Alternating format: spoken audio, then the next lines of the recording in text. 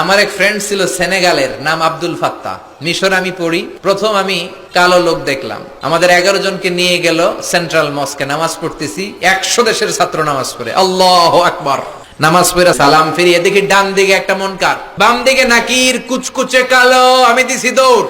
আমাকে যারা রিসিভ করেছে বলল, ভাই মিজান দৌড়াও কেন? আমি কই এরা কারা? কই এরাই তোমার বন্ধু। সর্বনাশ, 5 বছর এগুলোকে থাকতে হবে, তোমাকে গোটা বিশ্বের ইসলাম সম্পর্কে জানতে হবে, গবেষণা করতে হবে, ঠিক না? মিশতে শুরু করলাম কালোদের সাথে। কুসকুসে কালো, অনেক লম্বা, চুলগুলো এরকম বুটি বুটি হয়ে থাকে। আজীবন খবরে দেখতাম, ওই যে নেলসন ম্যান্ডেলারে দেখতাম খবরে, এবার সরাসরি দেখতেছি। এই ফাত্তা আমার পাশের রুমে থাকতো, তার পাশে থাকতো চাইনিজ, এরপরে পাকিস্তানি। তো এই ফাত্তা আমার রুমে ছিল ফ্রিজ, ওর রুমে ফ্রিজ নাই। ও পানি নেওয়ার জন্য, ঠান্ডা পানি নেওয়ার জন্য আমার রুমে আসতো। আমি ভয়ে ভয়ে ওর বোতল লয়ে দরজা আটকায় দিতাম। প্রথম দিকের কথা, ভয় পেতাম কি না কি হয়। পরে দেখি না, মাশাআল্লাহ, কলিজাটা আকাশের মতো উদার। অনেকে আছে ধবধবে সাদা, কিন্তু অন্তরটা এরকম কুচকুচে কালো, আছে না? নাই? ওরা মানুষ কালো, কিন্তু অন্তরটা ভালো। কি বন্ধুত্ব হয়ে গেল আমাদের মধ্যে, ফ্রেন্ডশিপ।